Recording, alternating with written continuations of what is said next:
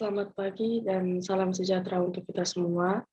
Terima kasih atas kesempatan yang telah diberikan kepada saya. Perkenalkan, nama lengkap saya Maria Ika Desya Bitowo, NIM 19060500019 dari Program Studi Biologi. Baik, pada kesempatan ini saya akan memaparkan tugas entomologi saya mengenai kepala dan alat tambahannya, dan juga toraks dan alat tambahannya. Berikut adalah materinya. Yang kita bahas pertama adalah kepala dan alat tambahannya.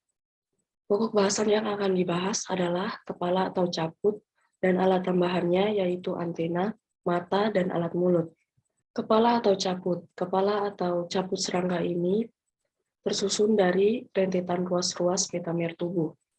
Adapun tipe kepala berdasarkan alat mulut, yaitu hipognathus atau tipe vertikal, di mana alat mulut ini mengarah ke bawah dan dalam posisi yang sama dengan tungkai, misalnya Orthoptera. Yang kedua, prognathus atau tipe horizontal, di mana alat mulut mengarah ke depan dan biasanya serangga ini aktif mengejar mangsa. Contohnya pada Orthocleoptera. Tipe yang ketiga adalah Opistognathus atau oblique, di mana alat mulut ini mengarah ke belakang dan terletak di antara sela-sela pasangan tungkai. Contohnya pada Ordohemiptera. Berikut adalah gambar tipe kepala berdasarkan alat mulut. Dapat dilihat tipe prognathus, hipognathus, dan Opistognathus. Nah, selanjutnya ada contoh-contoh. Yang pertama adalah prognathus, ini Sitophilus. Terus tipe hipognathus ada belalang, atau dalam bahasa latinnya Phalanga nigricornis. Dan yang ketiga Opistognathus, misalnya Leptocoryza acuta. Nah, struktur kerangka pada kepala akan mengalami sklerotisasi, atau disebut juga sklerit. Nah, sklerit-sklerit ini kemudian dipisahkan satu sama lain oleh sutura yang tampak sebagai alur. Kutikula pada kepala akan mengalami penonjolan ke arah dalam, kemudian membentuk rangka kepala bagian dalam yang disebut tentorium. Berikut adalah bagian-bagian dari sklerit. Ada front atau frons, clipeus, gena atau pipi, bagian atas kepala atau vertex, ocelli, antena, dan tentorium. Front ini merupakan sklerit yang relatif besar yang letaknya di bagian depan kepala dan terentang dari sutura frontal sampai sutura epistomal. Nah, yang kedua ini clipeus. Clipeus ini merupakan sklerit yang terletak di bawah sutura epistomal. Nah, yang ketiga, gena atau pipi, merupakan sklerit yang letaknya di antara kedua sisi frontal dan di bawah mata majemuk. Yang keempat adalah bagian atas kepala atau vertex.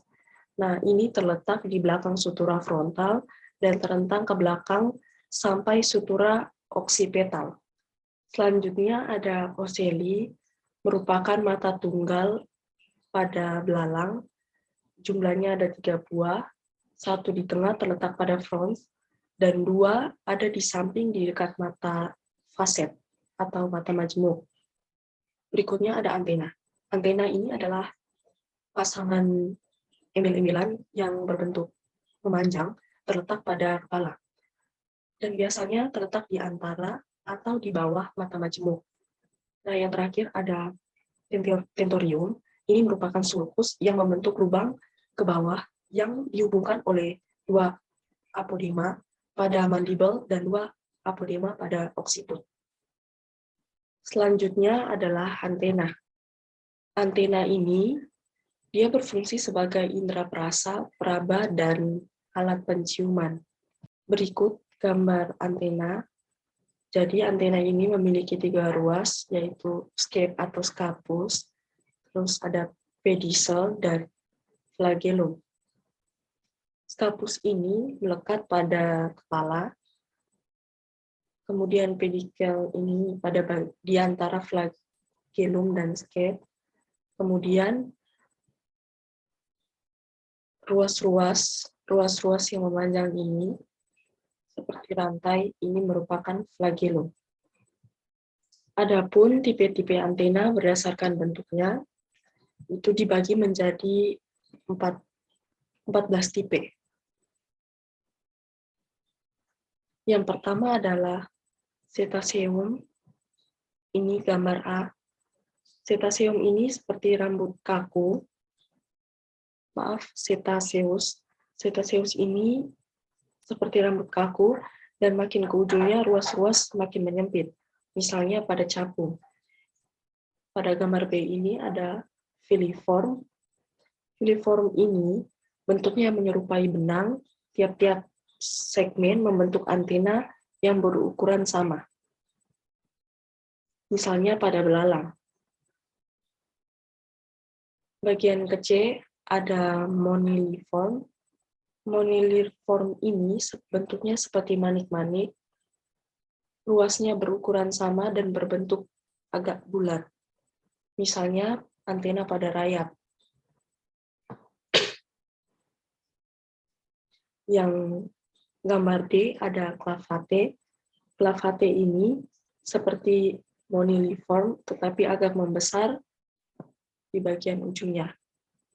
Misalnya pada Socinellidae. Gambar E ini adalah capitate.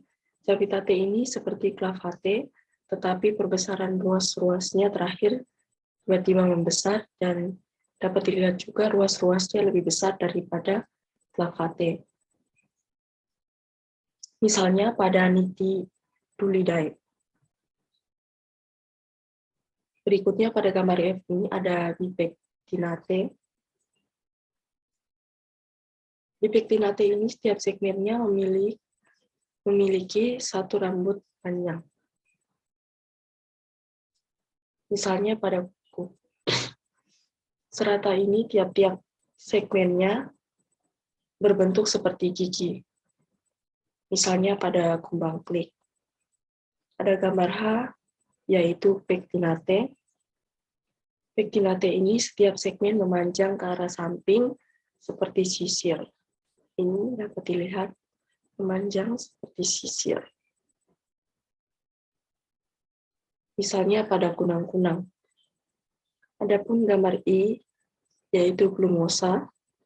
Glumosa ini setiap segmen berambut lebat dan panjang. Misalnya pada nyamuk. Yang J ini aristate.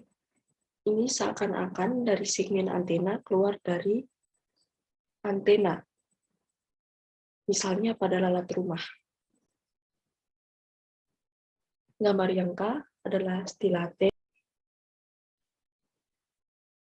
Stilate ini segmennya runcing dan agak panjang. Misalnya pada lalat perompak. Selanjutnya ada flabellate, yaitu semua segmen setelah pedikel bentuknya seperti lempengan. Ini lempengannya, misalnya pada jenis kumbang. Yang bagian M adalah lamellate. Lamellate ini segmen paling ujung membesar. Jadi pada bagian belakangnya ini kecil, terus pada segmen bagian ujungnya ini membesar. Misalnya pada jenis kumbang Scarabaeidae. Dan gambar yang terakhir, genikulat. Genikulat ini adalah segmen pertama berukuran panjang, diikuti oleh satu segmen yang lebih kecil dan membentuk sudut dengan segmen pertama. Ini sudutnya. Misalnya pada semut. Selanjutnya mata serangga. Nah, pada serangga dewasa ini memiliki dua jenis mata, yaitu mata tunggal atau ocellus dan mata majemuk atau facet.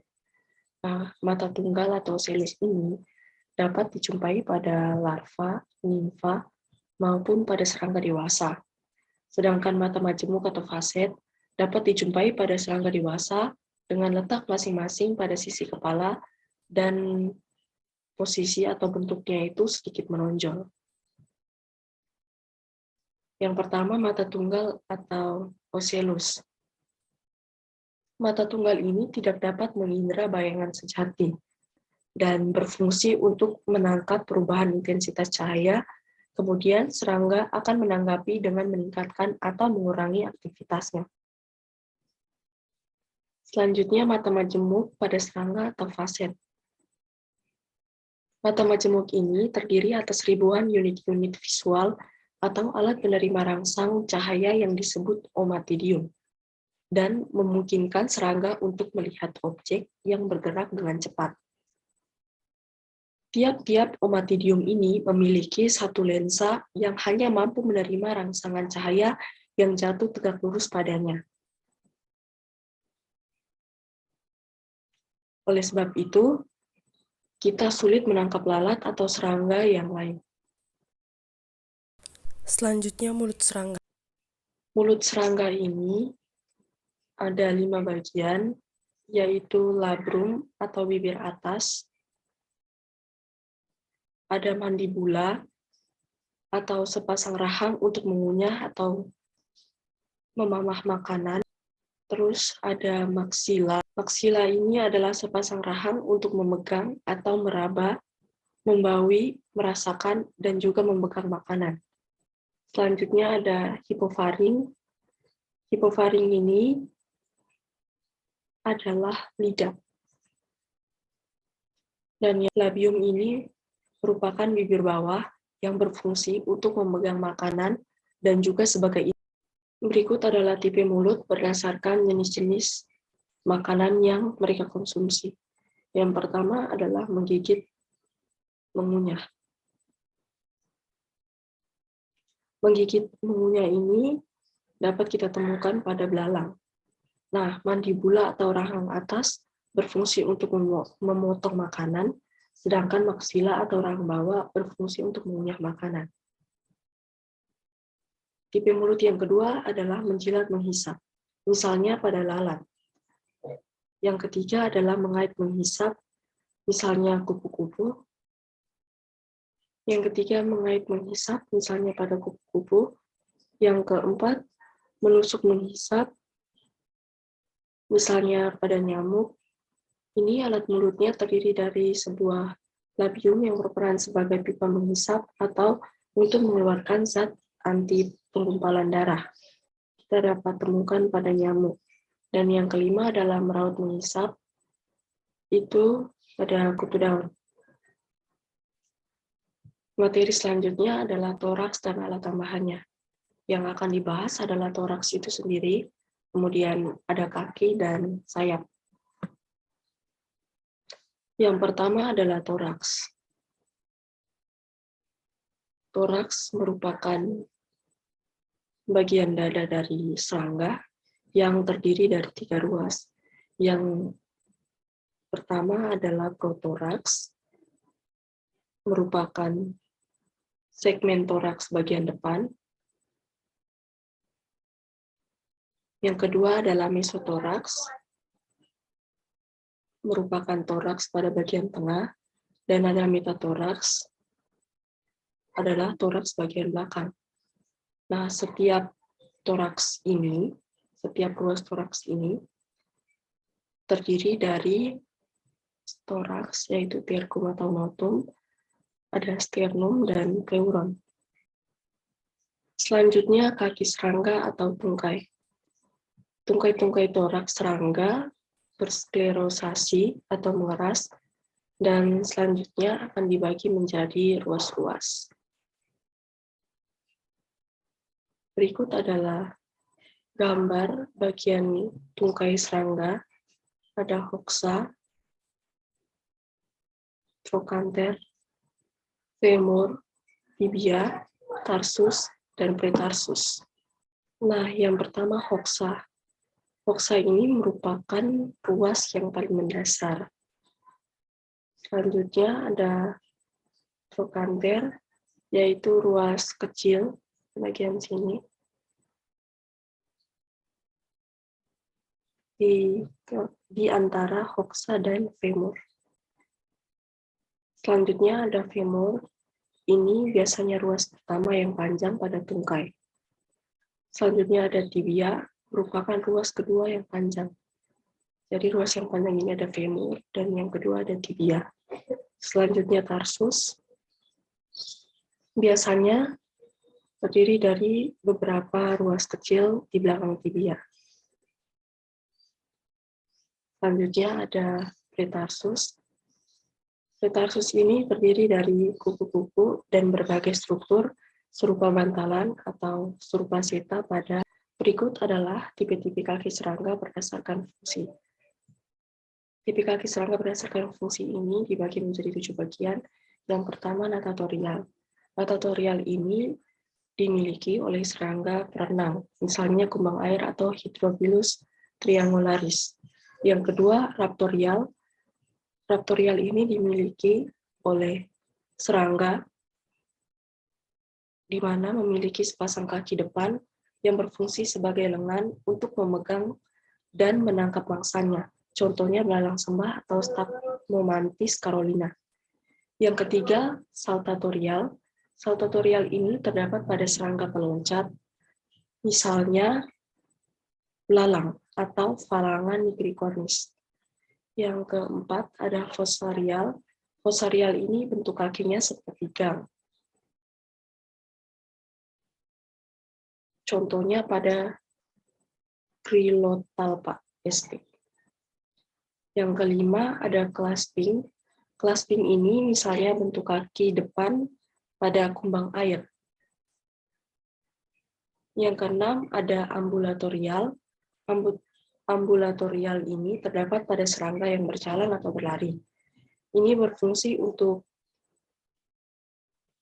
yang keenam, ada ambulatorial yang dimiliki oleh serangga yang berjalan dan berlari, misalnya pada semut.